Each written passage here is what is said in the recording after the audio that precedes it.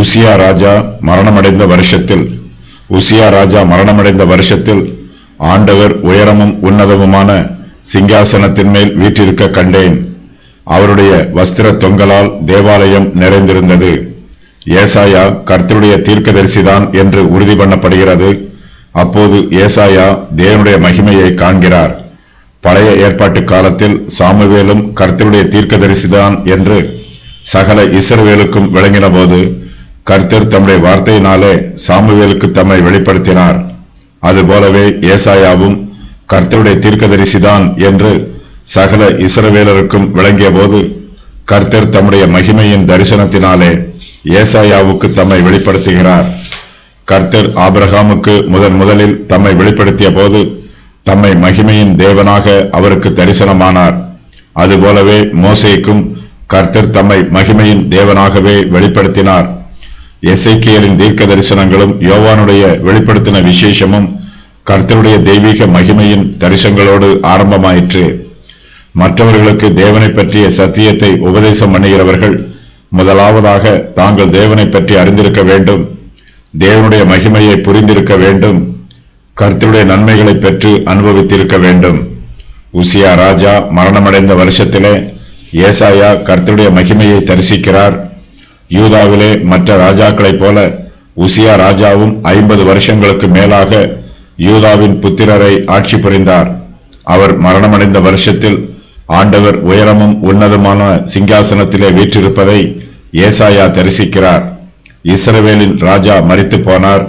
ஆனால் இஸ்ரவேலின் தேவனோ ஒருபோதும் மரித்து போவதில்லை. அவர் என்றும் ஜீவிக்கிறார். உசியா ராஜாவுக்கு குஷ்டரோகம் வந்தது. அவர் மரணப்படுக்கையில் வேதனைகளை அனுபவித்து அதன் பின்பு மரித்து போனார்.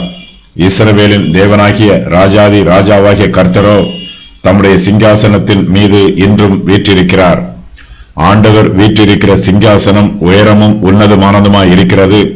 பூமியில் உள்ள எல்லா சிங்காசனங்களுக்கும் மேலாக கர்த்தருடைய சிங்காசனமே உயர்ந்தது. மற்ற சிங்காசனங்கள் எல்லாம் பூமிக்குரிய சிங்காசனங்கள். கர்த்தருடைய சிங்காசனமோ பரலோகத்திற்கு உரிய சிங்காசனம். கர்த்தர் பரலோகத்தில் இருந்து ராஜாதி ராஜாவாக எல்லா ஜாதிகளையும் எல்லா தேசங்களையும் ஆளுகை செய்கிறார். ஏசாயா யெகோவா தேவனை பூரணமாக தரிசிக்கவில்லை. கர்த்தரை எந்த மனுஷனாலும் முழுமையாக பார்க்க முடியாது. அவர் ஆண்டவரை தரிசிக்கிறார். ஆண்டவர் என்பதற்கான எபிரேய வார்த்தை அதோனாய் என்பதாகும். ஏசாயா கர்த்தரை தரிசிக்காமல் அவருடைய ஆளுகையை தரிசிக்கிறார். ஏசாயா இயேசு கிறிஸ்துவனுடைய மகிமையை கண்டார். யோவான் 12:41. தேவனாகிய கர்த்தர் நித்திய ஆளுகை உடையவர். அவர் உயரமும் உன்னதமுமான சிங்காசனத்தின் மேல் வீற்றிருக்கிறார். இது மகிமையின் சிங்காசனம். கர்த்தருடைய சிங்காசனத்திற்கு முன்பாக நாம் பணிந்து குனிந்து அவரை தொழுது கொள்ள வேண்டும். கர்த்தருடைய சிங்காசனம் சர்வ ஆளுகை உள்ள சிங்காசனம். நாம் கர்த்தருடைய சிங்காசனத்திற்கு கீழ்ப்படிய வேண்டும். கர்த்தர் வீற்றிருக்கிற சிங்காசனம் கிருபையின் சிங்காசனம். இந்த சிங்காசனத்திற்கு அருகாமையில் நாம் தைரியமாய் கிட்டிச் சேர வேண்டும். ஏசாயா உயரமும் உன்னதமுமான சிங்காசனத்தில் ஆண்டவர் வீற்றிருப்பதை காண்கிறார். ஆண்டவருடைய வஸ்திர தொங்கலால் தேவாலயம் நிறைந்திருப்பதையும் ஏசாயா தரிசிக்கிறார். பூமியிலே கர்த்தர் தம்முடைய சபையை ஸ்தாபித்திருக்கிறார். இதுவே அவருடைய தேவாலயம். கர்த்தருடைய சபையில் அவருடைய மகிமை நிரம்பி இருக்கிறது. கர்த்தருடைய மகிமை வெளிப்படுகிறது. தேவாலயம் கர்த்தருடைய வஸ்திர தொங்கலால் நிறைந்திருக்கிறது. தேவனுடைய விசேஷித்த பிரசன்னமானது இந்த பூமியில் உள்ள எல்லா சபைகளிலும் நிரம்பி இருக்கிறது. கர்த்தருடைய மகிமையே சபைக்கு அழகும் அலங்காரமுமாய் இருக்கிறது.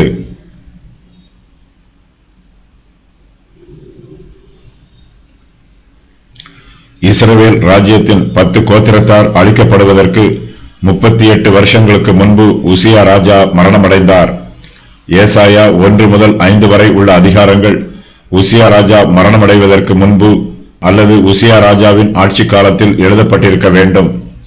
ஏசாயா 6ஆம் அதிகாரம் யோதாமின் ஆட்சி காலத்திலும், ஏசாயா 7 முதல் 12 வரை உள்ள அதிகாரங்கள் ஆகாசின் ஆட்சி காலத்திலும், ஏசாயா 13 முதல் 66 வரை உள்ள அதிகாரங்கள் எசேக்கியாவின் ஆட்சி காலத்திலும் எழுதப்பட்டன. உசியா ராஜா ஒரு துன்மார்க்கன், குஷ்டரோகியாக மரித்தவன். கர்த்தரோ மாசற்றவர், மகிமையின் நித்திய ராஜா. கர்த்தர் ராஜரீகம் பண்ணுகிறார். ஆண்டவர் என்னும் வார்த்தை கர்த்தர் எனவும் மொழிபெயர்க்கப்பட்டிருக்கிறது. யோவான் இதை பற்றி கூறும்போது ஏசாயா மேசியாவாகிய இயேசு கிறிஸ்துவை கண்டதாக எழுதியிருக்கிறார். அதோனாய், யெகோவா ஆகிய இரண்டு பெயர்களுமே திருத்துவத்தின் இரண்டாவது நபராகிய இயேசு கிறிஸ்துவை குறிப்பதற்கு பயன்படுத்தப்பட்டிருக்கிறது. கர்த்தரை பற்றிய விளக்கம்: ஆண்டவர் உயரமும் உன்னதமுமான சிங்காசனத்தின் மேல் வீற்றிருக்கிறார். அவருடைய வஸ்திர தொங்கலால் தேவாலயம் நிறைந்திருக்கிறது. சேராபீன்கள் அவருக்கு மேலாக நிற்கிறார்கள். அவர்கள் ஒருவரை ஒருவர் நோக்கி, சேனைகளின் கர்த்தர் பரிசுத்தர், பரிசுத்தர், பரிசுத்தர், பூமி அனைத்தும் அவருடைய மகிமையால் நிறைந்திருக்கிறது என்று கூப்பிட்டு சொல்லுகிறார்கள். கூப்பிடுகிறவர்களின் சத்தத்தால் வாசல்களின் நிலைகள் அசைகிறது. ஆலயம் புகையினால் நிறைகிறது. ஏசாயா கர்த்தருடைய சத்தத்தை கேட்டார். தேவனுடைய சிங்காசனம். கர்த்தர் தமது சிங்காசனத்தின் மேல் அமர்ந்திருக்கிறார். இது இப்பொழுது பரலோகத்தில் இருக்கிறது. இது உம்முடைய சிங்காசனம் என்று அழைக்கப்படுகிறது. இது அவருடைய சிங்காசனம் என்று அழைக்கப்படுகிறது. இது தேவனுடைய சிங்காசனம் என்று அழைக்கப்படுகிறது. இது கிருபாசனம் என்று அழைக்கப்படுகிறது. இது மகத்துவ ஆசனம் என்று அழைக்கப்படுகிறது. இங்கு கூறப்பட்டிருக்கும் தேவாலயம் எந்த தேவாலயம் என்று தெரியவில்லை. ஏசாயா பரலோகத்திற்கு சென்று கர்த்தருடைய தேவாலயத்தை தரிசிக்கவில்லை. ஆகையினால் இது சாலமோன் கட்டிய தேவாலயமாகவும் அதில் உள்ள மகா பரிசுத்த ஸ்தலமாகவும் இருக்க வேண்டும். யோவான் கர்த்தரை தரிசிப்பதற்கு பரலோகத்திற்கு சென்றார். ஏசாயாவில் பூமியை பற்றியும் பூமியில் உள்ள ஜனங்களை பற்றியும் கூறப்பட்டிருப்பதினால் இந்த தரிசனம் பூமியில் உள்ள தேவாலயத்தை பற்றியதாகவே இருக்க வேண்டும்.